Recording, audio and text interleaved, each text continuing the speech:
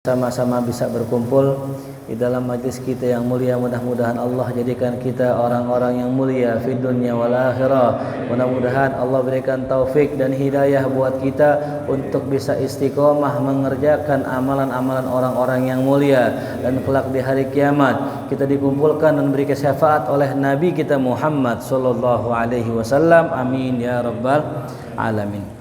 Sudah kita bahas pada pertemuan yang sebelumnya, masih berkenaan tentang masalah tauhid. Ini suaranya jelas gak nih? Mungkin lebih jelasnya kali. Bahwasanya tauhid adalah perkara yang penting. Ya, tauhid itu seperti apa waktu itu?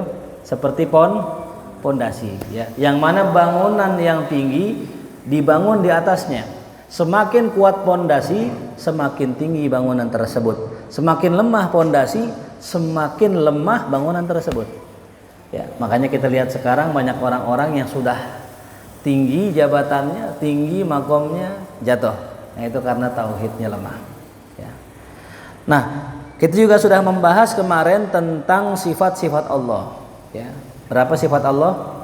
20. Wujud, idam, baqa, mukhalafatul lil hawadisi sampai selesai. Dan sifat Rasul ada berapa?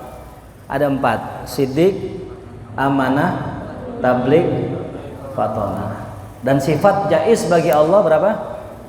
1. Bagi Rasul 1. Kalau di jumlah berapa? 50. 20 sifat wajib bagi Allah, 20 sifat mustahil bagi Allah, 4 sifat wajib bagi Rasul, 4 sifat mustahil bagi Rasul, 2 sifat jaiz bagi Allah dan Rasulullah. Nah, ini disebut dengan akidah 50. Dan seluruh akidah 50 tadi, ya, catat ya, seluruh akidah yang 50 itu terhimpun pada kalimat la ilaha illallah. Bareng-bareng. La ilaha. Nah, jadi kalimat la ilaha illallah kenapa begitu agung? Karena seluruh akidah masuk ke situ. Ya. Jadi kalau kita udah menyebutkan la ilaha illallah, berarti kita meyakini Allah wujud. Kita meyakini Allah qidam, Allah baqa, Allah mukhalafatul lil hawadisi, Allah qiyamuhu binafsi, Allah ya qudrah, punya iradah dan sebagainya. Ya. Makanya kalimat la ilaha illallah penting di situ, ya. Begitupun kalimat Muhammadur Rasulullah. Ustadz, bagaimana kalau orang cuma la ilaha illallah doang, nggak Muhammad Rasulullah, apakah sah keimanannya? Nggak sah. Ya. Kenapa nggak sah? Karena ya, yang membawa Islam ya, adalah Nabi kita Muhammad sallallahu alaihi wasallam. Makanya orang yang akidahnya hanya Allah saja, hanya asyhadu an la ilaha illallah, maka akidahnya sama dengan orang Yahudi. Ya. Kenapa dengannya orang Yahudi sama? Karena orang Yahudi hanya beriman kepada Allah, tapi enggak beriman kepada Rasulullah sallallahu alaihi wasallam. Ya. Orang Yahudi, tahu orang Yahudi? Ya. Itu bukan agama sebenarnya. Yahudi itu lebih tepatnya keturunan. Makanya orang-orang kita, orang Betawi khususnya, yang enggak punya darah keturunan Yahudi tidak dianggap Yahudi. Ya. Maka di Quran Allah ulang-ulang, ya bani Israil adhkuru ni'mati allati an'amtu alaikum. Ya. Dipanggilnya ya bani Israil, wahai anak turunannya Israil. Apa Israil? Nabiullah Yakub. Dalam bahasa Ibrani, Israil maknanya Abdullah, maknanya hamba Allah. Ya. Nah, jadi Yahudi itu adalah suatu aliran yang menganut paham keturunan. Jadi kalau misalnya orang Islam kan enggak, siapapun orang Islam yang mau masuk Islam, mau turunan ningrat kek, mau bukan ningrat, boleh masuk Islam. Tapi Yahudi enggak. Ya, dia punya darah. Nah, ini hadirin ya. Jadi orang yang beriman dengan Allah tapi enggak beriman dengan Rasulullah, maka akidahnya seperti akidah orang Yahudi itu. Nah, itu bagian yang kedua. Jadi akidah itu cuma 3 hadirin. Akidah cuma 3 pembahasannya. Cuman 3 ya, sama kayak nahu. Nahu pembahasannya cuma 7. Mau kitab yang tebal bagaimana aja 7 juga. Apa itu? Isim, fi'il, huruf, marfu, mansub, majrur, majzum, itu doang udah. Adapun pembahasan akidah cuma 3, intinya cuma 3. Apa itu 3? Yang pertama masalah ilahiyat. Masalah ilahiyat. Masalah yang berkaitan tentang Tuhan. Siapa Tuhan? Ya. Apa sifatnya? Apa namanya? Itu namanya ilahiyat. Itu ya. Yang kedua tentang nubuat, tentang kenabian. Siapa nabi? Siapa rasul? Apa tugas nabi? Apa tugas rasul? Apa ciri-cirinya? Apa sifat-sifatnya? Itu namanya nubuat. Yang ketiga daripada pelajaran tauhid yaitu sam'iyat. Namanya apa? Sam'iyat. Ini mesti kita tahu nih. Pokoknya belajar tauhid ini 3, sama kayak belajar fikih. Ya. Fikih intinya 5, kurang lebih 5. Apa yang pertama? Masalah ibadat. Sholat, puasa, zakat, haji, wudu, mandi, masalah haid, masalah nifas, itu ibadat. Yang kedua, fikih masalahnya apa? Muamalat. Ya. Muamalat, jual beli, bai'us salam, qardu, minjem, nitip, nyewa, itu namanya muamalat. Yang ketiga, munakahat. Fikih masalah pernikahan. Nikah macam-macamnya apa, rukun nikah apa, ya. Terus mahram siapa aja, terus masalah warisan, siapa aja yang dapat warisan, yang nggak dapat siapa, itu masalah munakahat. Yang keempat masalah jinayat, masalah hukum kriminal, ya, hukuman, apa itu had, apa itu rajam, apa itu kisos, apa itu cambuk, bagaimana caranya, itu namanya jinayat. Yang kelima jihad.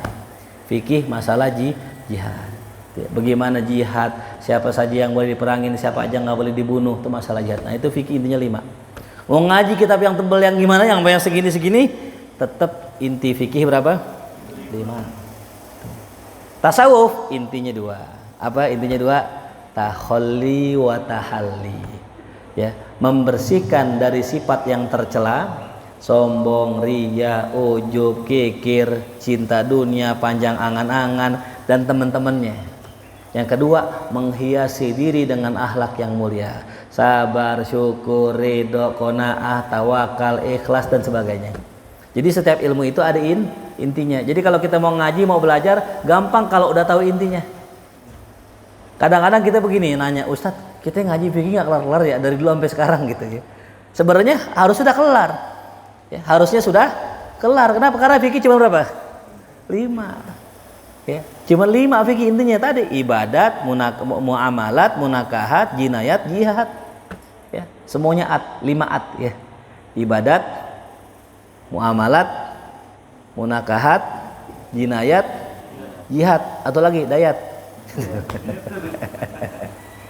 Intinya cuma 5. Sama masalah tauhid juga sama, 3 intinya. Ya, apa tadi? Ilahiyat, nubuat, sam'iyat. Ya. Nah, apa tuh yang ketiga? Sam'iyat. Sam'iyat adalah segala sesuatu yang kita tahu dari Rasulullah Shallallahu Alaihi Wasallam terhadap perkara-perkara gaib. Namanya sama itu mendengar. Jadi kita nggak bisa ngelihat, kita cuman bisa apa? Ngedengar. Pernah lihat surga?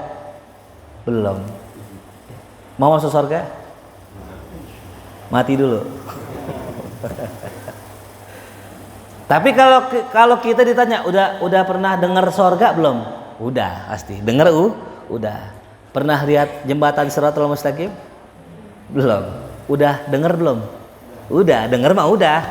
Nah, maka semua informasi yang gaib yang nggak mungkin kita bakal tahu, itu semua sumbernya dari Rasulullah. Ya. Satu hari Rasul lagi duduk sama sahabatnya begini lagi kongko, tiba-tiba terdengar suara duh, ya, dari langit, duh gitu, suara begitu. Sahabat tanya, suara apa ya Rasulullah? Tuh. Ya.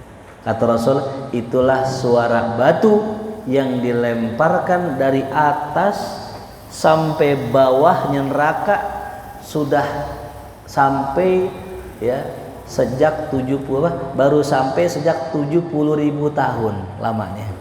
Jadi dari atas diturunin batu ya, nimpah ke bawah jaraknya itu 70.000 tahun. Allah. Dari mana tahunya tuh batu? Dari Rasulullah. Sahabat lagi lewat ame Rasulullah. Tiba-tiba terdengar suara jeritan. Oh, di dalam kubur. Sahabat tanya, siapa itu ya Rasul? Jerit-jerit. Itu orang yang kencingnya, ceboknya nggak bersih. Apalagi yang kagak cebok. Yang ceboknya nggak bersih aja, ada azab kubur. Taunya dari mana tuh? Dari Rasulullah. Jadi perkara urusan masalah akhirat, perkara masalah urusan kubur, itu semua hanya bisa kita tahu dari Rasulullah. Kita nggak bisa nyari sendiri.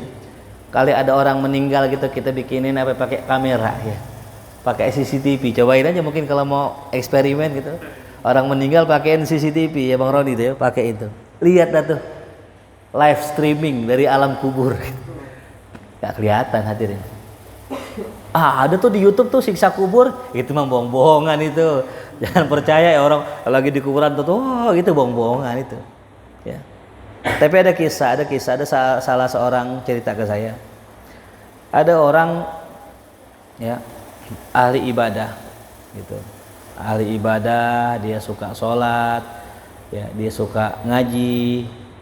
Bahkan kalau ada acara di kantornya, dia malah milih untuk ibadah. Dia nggak ikut joget-joget, karaokean, nggak, di ibadah aja. Sampai ketika dikuburkan, masuk ke dalam kubur, ternyata pas sudah dikuburin, kuburannya salah.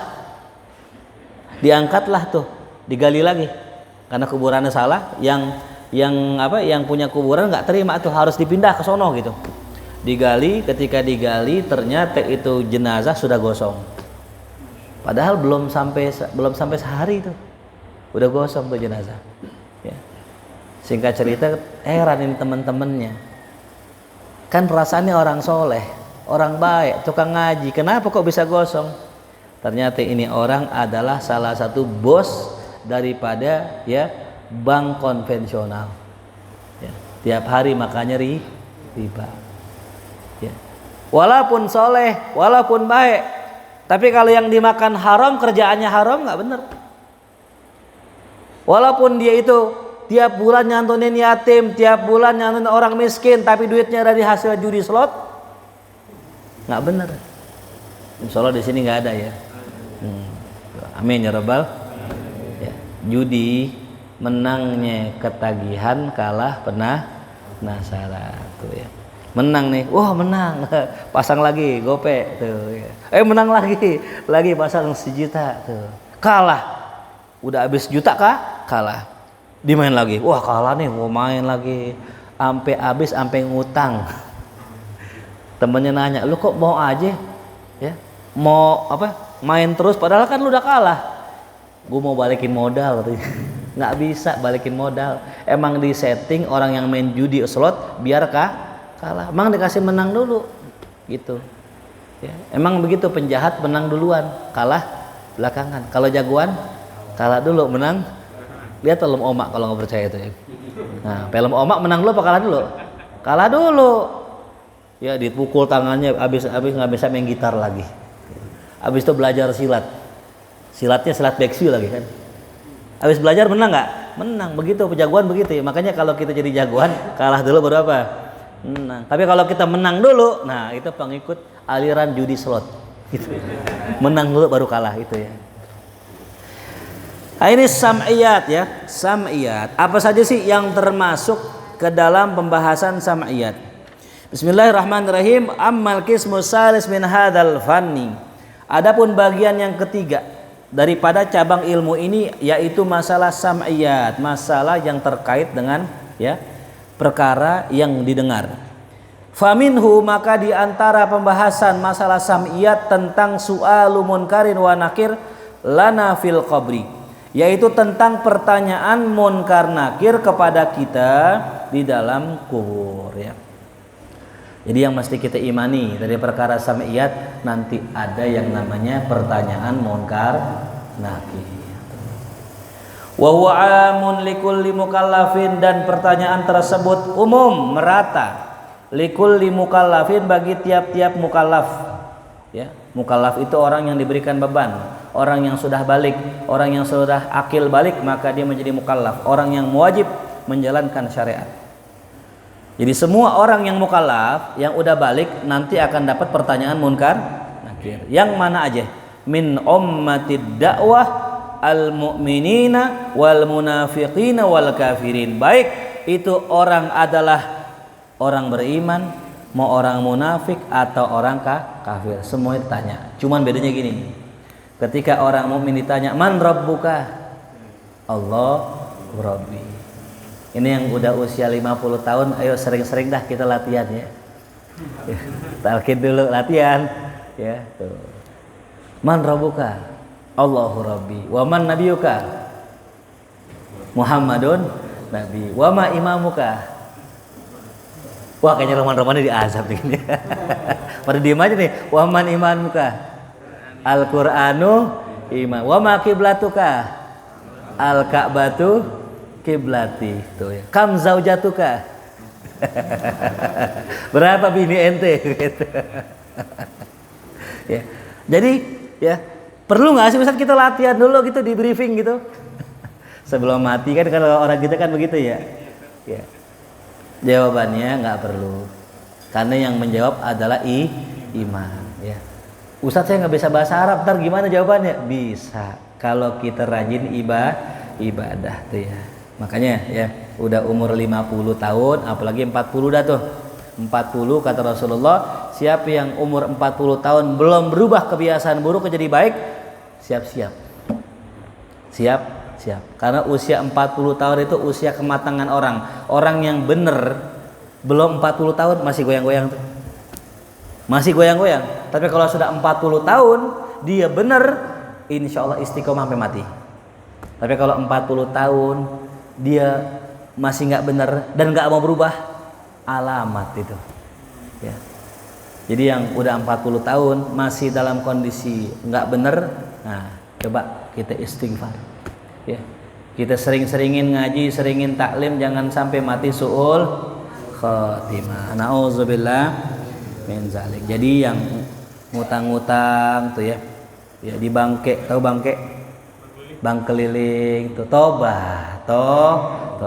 Kenapa yang namanya bangke? Riba. Yang main judi, tobat. Yang namanya judi bikin kita miskin dunia akhirat. Yang masih suka minum khamar, tinggalkan itu ya. Dan kesemuanya dapat kita tinggalkan kalau kita ninggalin perkumpulannya ya. Ibarat kata contoh begini, kita mau bersih, cuman mandinya di comberan, hadirin, bersih nggak? Enggak. Kita mau wangi, cuman mainnya di tempat yang bau, wangi nggak? Enggak. Mau kita mandi 1000 kali, tapi kalau kita main di tempat yang bau, yang kecium bau, maka pindah minadz dzulumati ila nur tuh ya. Pindah teman, pindah circle, jangan main di situ lagi, udah tindak ya. Yang ada kisah orang membunuh 99 orang, nanya ke ustadz, kata ustadznya nggak diampunin dosa ente, dibunuh jadi 100. Nanya yang selanjutnya, katanya ente pindah dah dari sini, pindah dari sini, hijrah gitu. Nyari tempat yang baik, ternyata di tengah jalan meninggal tuh. Pelajarannya apa? Kalau kita mau baik, pindah. Mainnya ame yang mabok, mainnya ame yang judi, mainnya ame yang togel. Kalau main ame yang togel repot udah. Perhatian banget sama kita, nanya semalam mimpi apa? Oh, malam mimpinya gue mimpi kuda. Oh, kuda, bentar. Kuda kayaknya nomor 45 tuh gitu. Apaan aja jadi nomor itu, ya Allah ya Karim. Malam anak lo ngimpi gak? Sampai anaknya ditanyain tuh, ngimpi anaknya ditanyain, saking perhatiannya tuh. Ya, ini kan bahaya hadirin ya. Tuh. Kagak bakal berkah hidup, walaupun duit banyak, tapi hasil yang haram nggak berkah. Kemarin saya ditanya, Ustadz, kalau seandainya saya kan pengen main tender, ya. Terus kalau kita main tender kan kudu ada uang apanya? Pelicinnya. Kalau nggak ada uang pelicinnya, lancar gak tuh urusan? Enggak. Boleh nggak Ustadz? Mungkin dia berharap saya bilang boleh gitu kali, mungkin ya, wallahu alam. Saya bilang nggak boleh. Yang namanya nyuap, yang namanya nyogok sampai hari kiamat nggak boleh. Ar-rashi wal murtashi finnar. Ar-rashi wal murtashi finnar ya. Bukan Rossi, Valentino Rossi bukan, pakai shin. Ar-rashi wal murtashi finnar. Orang yang disogok sama yang nyogok masuk neraka. Ingat nih yang kerja-kerja ya itu ya, perhatiin yang kerja-kerja itu ya. Kalau kita kerja di instansi lazim sogok menyogok, tinggal sogoknya, kerjaannya jangan. Tinggal apanya? Sogoknya itu. Jadi RT itu nggak boleh nerima hadiah karena itu namanya gratifikasi hadirin. Ya. Jadi kalau kita misalnya dapat hadiah gara-gara jabatan RT sedangkan udah ada gajinya, kata ulama haram tuh namanya gratifikasi. Ya. Makanya jangan sampai terjadi itu ar-rashi wal murtashi finnar. Saya bilang begini sama dia. Siapa yang mewajibkan kita kaya? Ada gak yang wajibin kaya? Enggak ada. Ya. Kaya miskin urusan siapa? Allah. Banyak orang yang kagak mau kaya banyak. Yang kedua, mending mana harta banyak haram apa dikit berkah?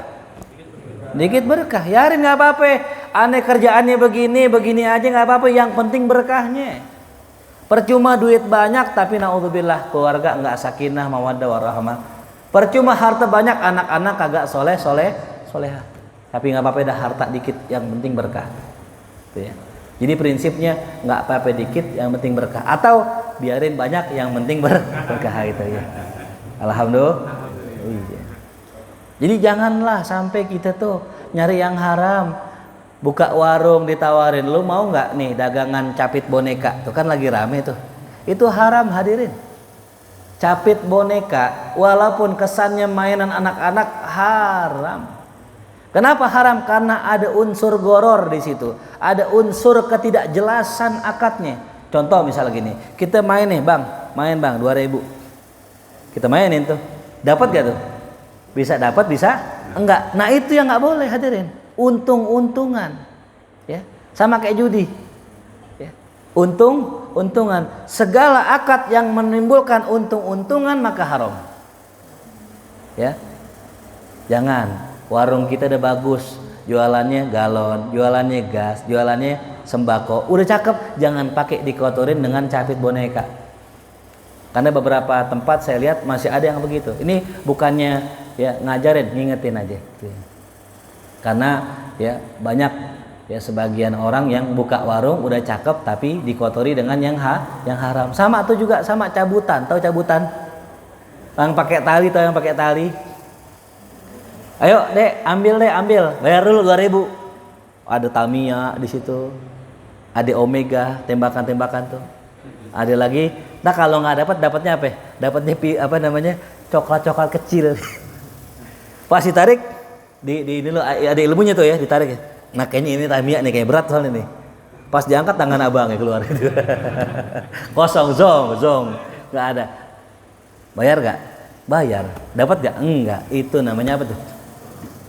Lain sama undian, lain cerita sama undian. Kalau undian kita beli dapat kupon, nah ntar yang nomornya keluar dapat hadiah, itu enggak riba, enggak goror, enggak. Karena yang kita beli barang.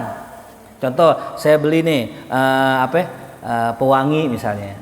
Saya beli 5 biji, dapat kupon. Kan yang saya beli apa? Pewangi. Dapat gak saya? Dapat. Nah, ada pun dapat hadiah dari pewangi, nah itu bukannya goror, bukan gitu. Itu nggak apa-apa, itu undian boleh, kecuali ini undiannya bayar 5.000, dapat apa? Nggak dapat apaan. Ntar kalau abang keluar nomornya menang, nah itu judi namanya. Jelas paham bedanya judi sama undian? Jadi kalau undian itu boleh, ya. Beli apa tuh biasanya? Beli daya ya, dapat apa tuh? Piring. Itu bukan riba, itu bukan. Ya tuh, itu boleh. Tuh. Mafhum ya? Nah inilah ya yang akan kelak nanti ditanya oleh malaikat munkar dan nakir, man rabbuka, siapa Tuhanmu? Ya. Ada satu faidah, nah ya, mimman hafidho ada orang-orang yang selamat dari pertanyaan munkar dan nakir. Nah, iya. Ada orang yang selamat. Siapa itu yang selamat enggak ditanya malaikat? Satu, Sayyidina Umar bin Khattab radhiyallahu anhu. Sayyidina Umar selamat, Pak, enggak ditanya malaikat munkar nakir. Kenapa? Takut. Sayyidina Umar orang yang sangat tegas. Ketegasannya sampai ke bawah ke alam kubur. Sampai ke bawah ke alam kubur tuh berani luar biasa Sayyidina Umar.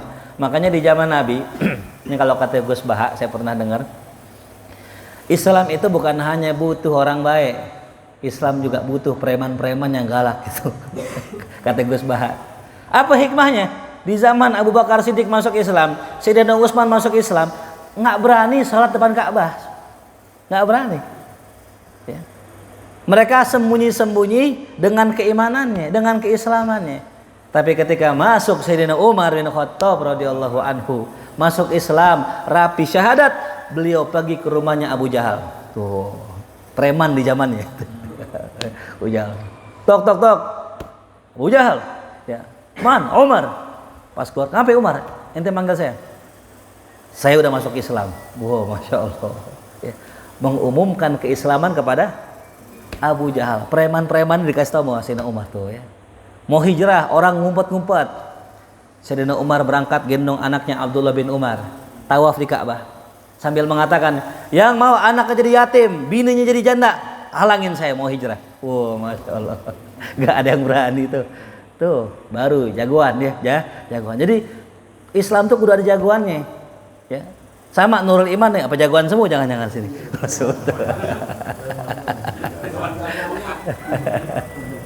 Kudu ya.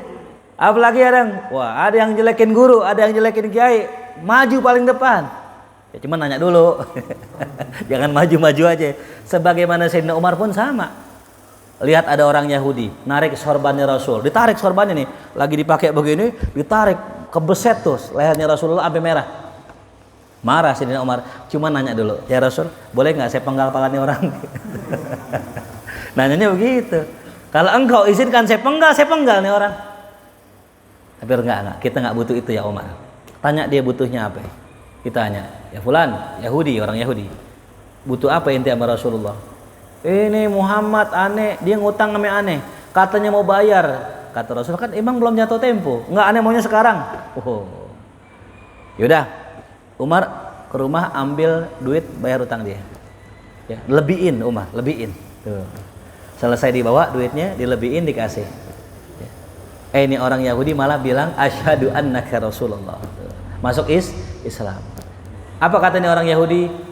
"Ya Rasulullah, sudah aku lihat banyak tanda-tanda kerasulan pada dirimu, tapi cuma satu yang belum aku lihat. Yang namanya Rasul akhir zaman, kalau disakiti orang dia akan balas dengan kebaikan." Nah, engkau tadi ya dibalaslah lebih, ngutang dikit dibalas lebih. Tuh, ya. Nah, itulah yang menyebabkan dia masuk Islam. Jadi Sayyidina Umar begitu pun galak, nanya dulu sama Rasul. Ya, nggak main tebas aja. Tanya dulu, "Ya Rasul boleh nggak nih saya tebas?" Gitu. Ya, nanti ada kisah-kisah, beberapa kisah ya tentang ketegasan Sayyidina Umar bin Khattab radhiyallahu anhu. Ini termasuk ya. Jadi beliau itu tidak ditanya di dalam kubur. Ya. Yang kedua, siapa lagi? Imamul Haramain, ya, Imam Haramain yang enggak ditanya dalam kubur. Siapa itu Imam Haramain? Adalah gurunya Imam Al-Ghazali. Imam Ghazali punya guru namanya Imam Haramain. Ya. Kalimat Haramain maknanya dua kota haram. Apa itu? Mekah dan Madinah. Kalau sekarang Saudi. Ya. Ini Imam Haramain, gurunya Imam Ghazali. Antum lihat bagaimana Imam Ghazali alimnya, lihat gurunya. Cuman memang kadangkala sang murid lebih terkenal daripada guru. Al-masyhur bibarkatil mastur. Yang masyhur itu bisa jadi sebab yang mastur tadi. Saking terkenalnya Imam Al-Ghazali, beliau mengarang banyak kitab. Ya, kitab-kitab yang luar biasa. Sampai gurunya berkata, "Ya Ghazali, jangan kau kuburkan gurumu sebelum wafat." Gurunya belum meninggal, udah dikuburin nama Imam Ghazali. Maksudnya kalah popularitas dengan Imam Al-Ghazali, itu Imam Haramain.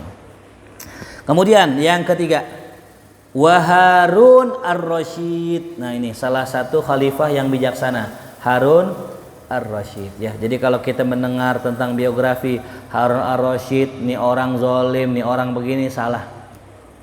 Harun Ar-Rasyid termasuk orang yang soleh ya. Hidup di zaman siapa? Ya. Abu Nawas. Iya, yang kisah yang masyhur tuh ya. Cuman nggak semua kisah-kisah Abu Nawas itu dibenarkan ya, nggak semua. Ya.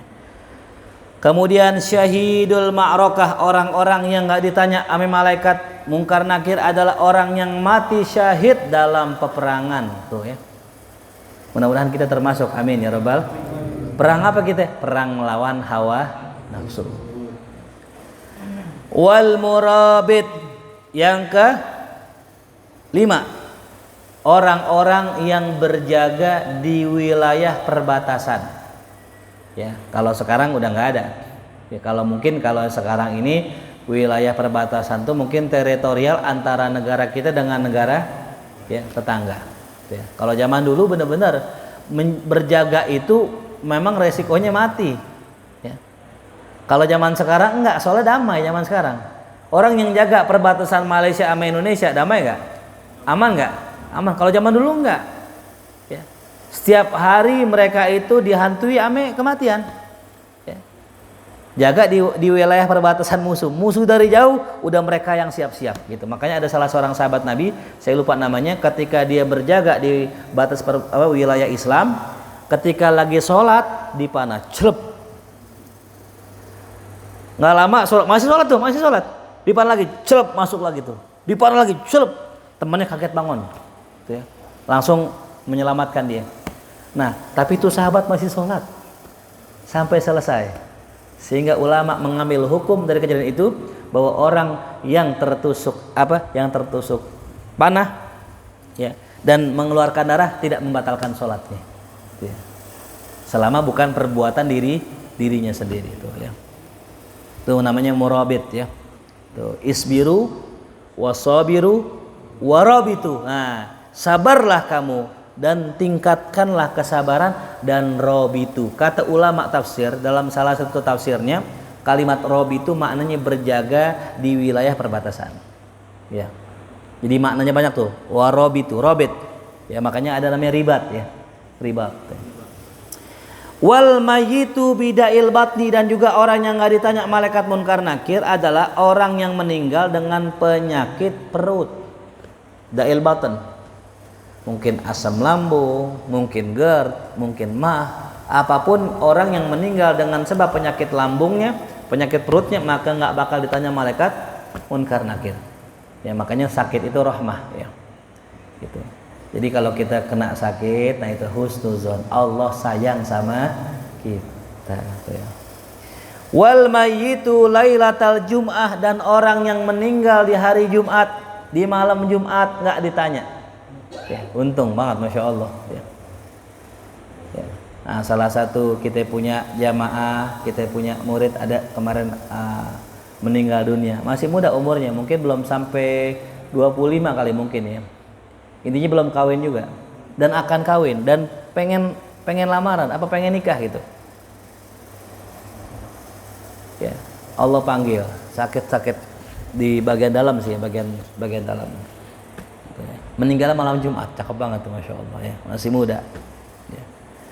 Makanya kadang kalau Allah sayang ame hamba, ya Allah ulur umurnya. Kenapa? Biar dia tobat.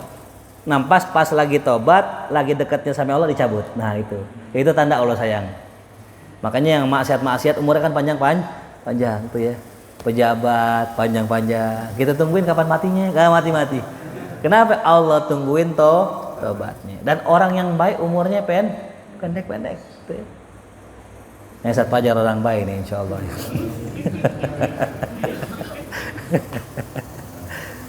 Aneh ngeri dipanggil orang baik. Orang baik umurnya pendek. Sebenarnya Allah sayang kalau umur ente panjang ya, mungkin ente terjerumus kepada maksiat. Mumpung masih muda nggak apa-apa gitu. Cuman jangan pakai minta. Jangan pakai minta ya. Wa yaumaha. Nah, dan juga meninggal di hari Jumat, sama ya, malam Jumatnya atau hari Jumatnya sama. Kapan batasnya? Maghrib. malam Sabtu. Nah, itu batasnya. Hari Jumat itu batasnya maghrib malam Sabtu. Dan juga malam Jumat itu maghrib hari Kamis. Wal mat'unu, dan orang yang mati ketimpa wabah. Wabah mat'un, to'an, ya, ada penyakit dulu to'an namanya. Begitupun orang yang enggak ditanya malaikat munkar nakir, wa man yaqra'u surat tabarakul lailah fil ghalib inda iradatin naum au qabla dzalik. Yaitu orang yang dawamin baca surat Al-Baqarah tiap malam ketika pengen tidur atau sebelum tidur. Nah, ini dia nih, ibu ya, Bu. Ada enggak di atas? Ada. Ibu ya. Baca dawamin surat apa, Bu? Al-Mulk. Tabarakalladzi biyadihil mulku wa huwa ala kulli syai'in qadir. Itu dibaca tuh, ya. Nah, enaknya kalau jadi penghafal Quran, ya, enggak perlu lagi lihat apa ya?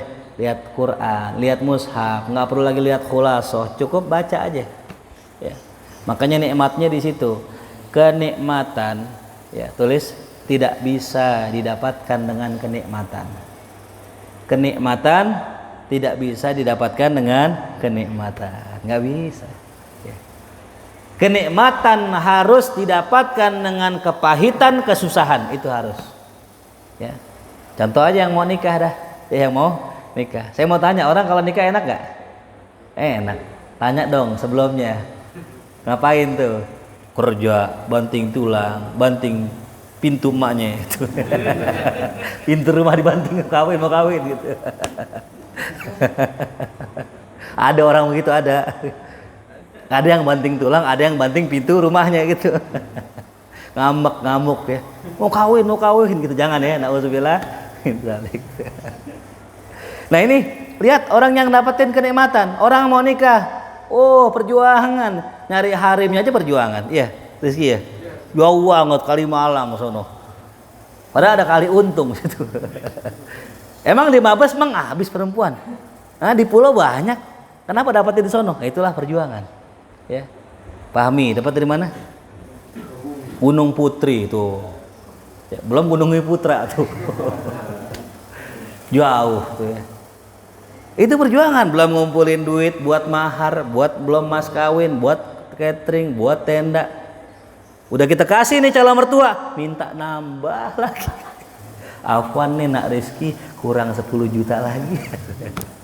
Belum manggil itu, ya, ikan dalam kolam itu.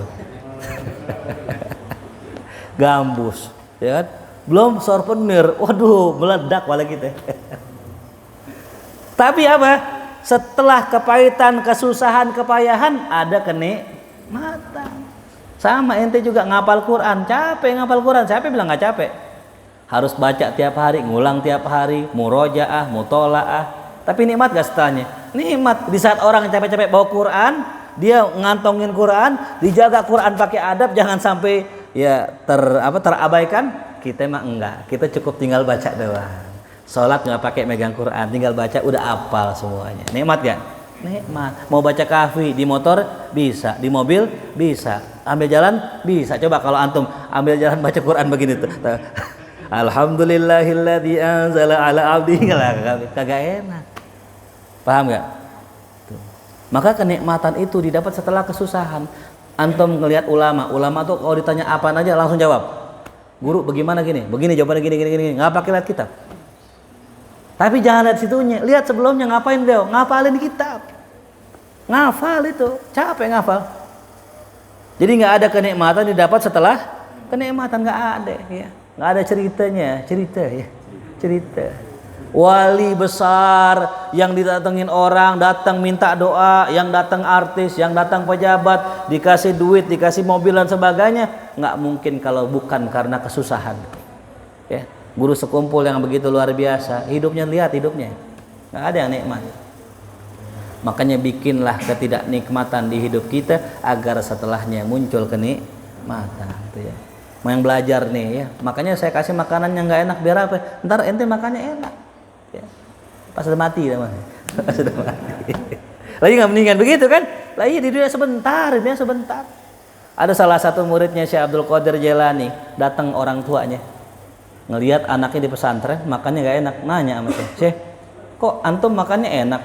ayam. Anak-anak saya makannya nggak enak.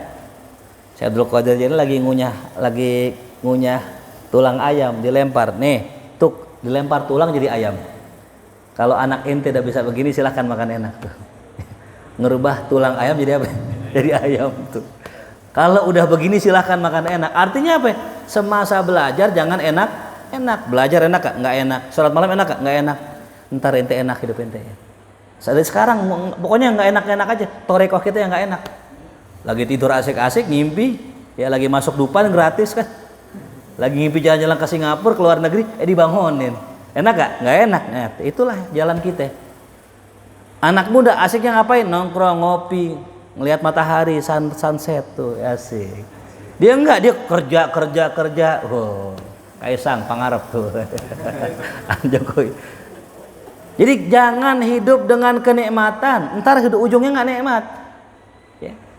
Sholat duha enak gak? Nggak enak. Orang lagi kerja, ya kan? Nyempetin sholat duha. Tapi ntar hidup ente enak. Ya. Tapinya jangan harap kenikmatannya itu datang segera, jangan. Biar Allah kasih sesuai dengan waktunya. Jangan baru seminggu sholat duha. Kapan sih kayaknya? Lah belum, baru seminggu sholat.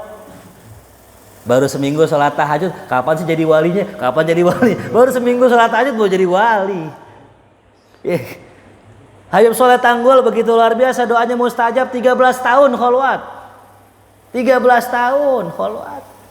Kita baru 13 hari. Udah pengen kayak Habib Soleh Tanggul. Nganggul kalau kita. Nganggul. Jelas paham ya? Jadi nggak ada kenikmatan didapat dengan nggak ada.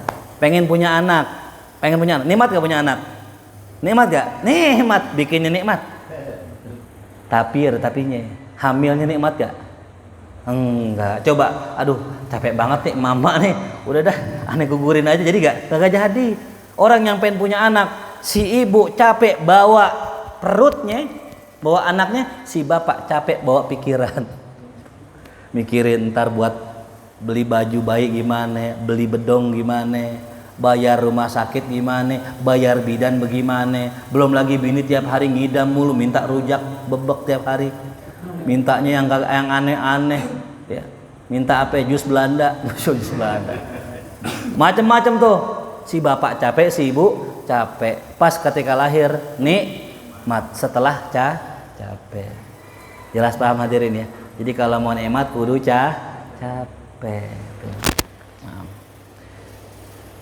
Siapa lagi yang meninggal? Siapa lagi yang mati nggak ditanya? Ya. Oh, udah habis sampai sini ya. Sampai udah habis ya. Sampai orang yang baca surat Tabarok.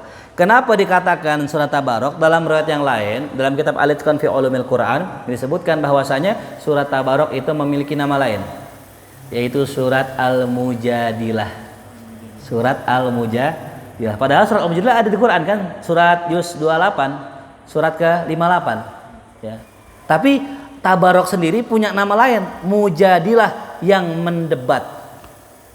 Jadi ketika orang masuk ke dalam kubur, ke liang lahat, malaikat Mungkar Nakir datang, dijegat sampai surat Al-Mulk, dijegat.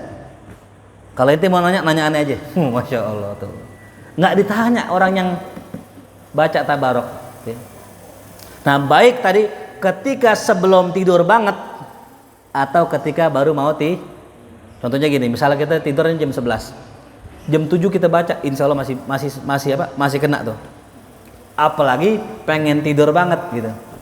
Kan kadang-kadang ada orang yang kalau dia baca Quran kagak ngantuk, ada yang begitu. Dia baca Quran ambil wudhu seger, nggak jadi tidur kan gitu. Nah itu nggak masalah, ya. Jadi nggak mesti banget sebelum banget tidur. Wa minhu, di antara perkara samiat setelah soal munkar nakir, adanya azab kubur. Dan kita harus yakin sama azab kubur. Ini ngomong-ngomong udah jam 1:30 ini ya, udah siang banget ini. Jamnya jam berapa sekarang? Oh ada di situ. Oh iya, nah. Saya ngeliatnya jam 1:30 aja. Belum subuh deh belum. Di antaranya perkara samiat adalah azab kubur. Ini kita harus yakin dengan azab kubur. Ini kan sebagian orang kagak yakin, termasuk kafir Quraisy, ya, orang musyrik. mereka bermegah-megahan, mereka memperbanyak harta, enggak beriman sama Nabi. Allah turunkan firman Allah, alhaakumut takatsur, ya. Telah melalaikan kalian mengumpulkan harta, sibuk ngumpulin duit, lupa ibadah. Hatta zurtumul, sampai dia nggak sadar udah masuk ke dalam kubur. Kalla saufata, kelak kalian akan tahu tuh. Jadi Allah di sini ngancem, ya. Ente-ente yang tiap hari nyari duit, nyari dunia, nyari harta, ya, selupa sama ibadah, entar ente bakal tahu tuh. Entah lo rasain dah. Kalau kata orang tua gitu ya, lo udah masih jadi bocah, masih jadi anak, surhaka sama orang tua, entar lo rasain jadi orang tua. Tuh, bener gak Pak gitu? Nah, ya, makanya waktu istri saya hamil pertama keguguran, wah ngurusinnya luar biasa. Bulan puasa, tengah hari bolong, ya, ke rumah sakit bolak-balik karena BPJS kan dulu. Saya bilang dalam hati saya, ini kalau bocah durhaka ini, masya Allah, kualat kualat. Baik-baik kita ya sama orang yang berjasa sama kita. Siapa aja yang berjasa sama kita? Orang tua berjasa sama kita, guru. Maka banyak orang kualat sama guru. Kenapa? Karena guru banyak jasanya. Berapa kali guru ngajarin ilmu kagak dibayar, gratis, lillah. Dia punya keluarga gak? Punya keluarga, dikorbanin waktu keluarganya, dikorbanin waktu kesenangannya buat kita. Tapi ketika kita jadi orang alim, kita durhaka sama guru kita, walat kita. Nauzubillah min dzalik gitu ya. Nah, jadi orang nanti akan diazab dalam kuburnya yang kafir, yang munafik. Wal mu'adzabu wal badan war ruh jami'an. Nanti dia. Yang diazab, nih dia, catat ya, adalah badan dan ruhnya sekaligus menurut kesepakatan ahlil haq. Ya. Jadi yang diazab bukan ruhnya saja, tapi badan sama ruh. Ini penting kita ingat ya. Sama kayak orang Isra Mi'raj. Saya mau tanya, Isra Mi'raj itu ruhnya doang apa badannya juga? Ruh dan badan. Ada orang bilang gini, enggak, itu hanya ruhnya saja, bukan badannya. Kata Syekh Al-Buti, kalau cuman ruhnya doang, bedanya apa sama orang tidur? Iya gak? Kita tidur nih, ruhnya keluar gak? Keluar. Bedanya apa? Kagak ada subhanallahnya, karena semua orang bisa. Tapi yang subhanallah ini adalah Rasul diangkat sama Allah ruhan wa jasadan, ruh sama jasadnya, itu yang luar biasa. Yang mana kalau ada orang diberangkatkan dari Masjidil Haram ke Masjidil Aqsa dengan badannya pasti hancur badannya, ya. Sekian detik gitu. Coba aja kita terbang nih kan, ya, terbang dalam kecepatan tinggi, muka kita gimana tuh? Oleh bisa jadi hancur itu, bahkan ke langit, tembus ke langit. Yang ada yang ada ruang hampa udara, nggak ada dan sebagainya lah, pokoknya gitu, mati udah selesai. Ya.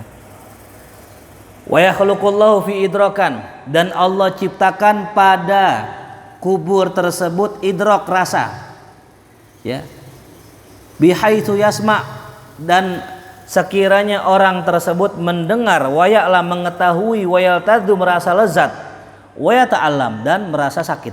Jadi orang di dalam kubur dia bisa dengar, dia tahu. Nah makanya nih kita kalau ke kuburan, ya, itu abak kita tahu tuh. Kalau kita datang, Mbak, dijawab, cuman kita nggak dengar. Kalau dengar kabur, Mbak, iya nah, suara siapa itu? Kabur kita. Wakilah ada yang mengatakan yang mendengar suara orang di kubur adalah hewan, ayam diantaranya. Nanti coba cek tuh ya, ayam itu termasuk hewan yang mendengar azab kubur, termasuk anjing. Ada yang mengatakan anjing. Tuh ya. Makanya kalau anjing melonglong gitu, ada yang dilihat, ada yang didengar gitu. Ayam berkokok ya, ada yang dilihat, ada yang didengar. Nah ayam itu kalau ngelihat malaikat itu berkokok. Makanya kalau misalnya pagi-pagi jam 1:30, nah, ayam bunyi kan tuh, gitu. Itu berkokok, berkokok. Itu ngelihat apa?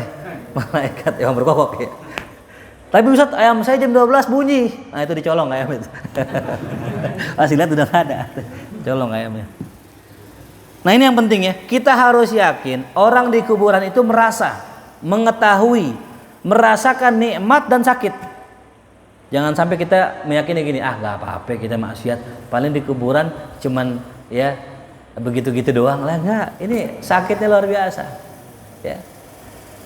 Wa yakunu lil kafir wal munafiq wa usatil mu'minin, dan itu terjadi bagi siapa? Orang kafir, orang munafik, dan ahli maksiat dari orang beriman. Ya. Jadi yang namanya rasa sakit, yang namanya nikmat dan sebagainya itu orang semua akan merasakan di dalam kubur ya. Gitu. Wa minhu naimul qabri wa yakunu lil mu'minin. Besok sampai sini lah ya pembahasannya tentang masalah nikmat kubur ya. Jadi pelajarannya buat kita pada pagi hari ini ya, kita harus beriman dan yakin bahwa setelah kehidupan kita masih ada kehidupan, yaitu alam barzakh. Apa sih barzakh? Barzakh itu dinding yang mendindingi antara kita dengan hari kiamat. Kalau barzakh udah nggak ada, nanti tinggal hari kiamat aja. Ya, mudah-mudahan Allah selamatkan kita fid dunya wal akhirah. Allah berikan nikmat kubur, Allah jauhi dari azab kubur. Allah wafatkan kita dalam keadaan husnul khatimah di hari Jumat, dalam kondisi ibadat, dalam kondisi wudu, dalam kondisi yang sempurna. Mudah-mudahan kita semua bisa berjumpa dengan Rasulullah fid dunya wa fil akhirah, mendapatkan syafaat Rasulullah sallallahu alaihi wasallam, dan juga dikumpulkan sebagai kelompok orang-orang yang alimin, orang yang amilin, orang yang mukhlisin. Mudah-mudahan Allah jadikan keluarga kita sakinah mawaddah, anak-anak menjadi anak-anak yang soleh-soleha. Allah anugerahkan kita rezeki yang halalan thayyiban mubarakah. Ala hadhihi al-Fatihah. A'udzu billahi minasyaitonir rajim. Bismillahirrahmanirrahim. Alhamdulillahirabbil alamin arrahmanir rahim maliki yaumiddin. Iyyaka na'budu wa iyyaka nasta'in. Ihdinas siratal mustaqim siratal ladzina an'amta 'alaihim ghairil maghdubi 'alaihim waladdallin. Amin. Allah bihaqqil Fatihah. Sirril Fatihah karamatil Fatihah. Iftah lana abwabal khair wa khatimna bil khair wa ja'alna wal hadirina min ahlil khair. Allahumma anfa'na bima 'allamtana wa 'allimna ma yanfa'una warzuqna 'uluman tanfa'una fid din wa dunya wal akhirah. Allahumma habib ilaina al iman wa zayyinhu fi qulubina wa karihna al kufra wal fusuq wal isyan waj'alna minar rasyidin. Allahumma tahhir qulubana minan nifaq wa hassin furujana minaz zina minal fawahish. Allahumma sallimna wa sallim aladana sallim talamidatana wa sallim man hawlana wa sallim jami'a masyayikhina fid dunya wal akhirah. Rabbana atina fid dunya hasanah wa fil akhirati hasanah wa qina adzabannar. Sallallahu ala sayyidina Muhammadin wa alihi wasallam. Alhamdulillahi rabbil alamin. Allahumma shalli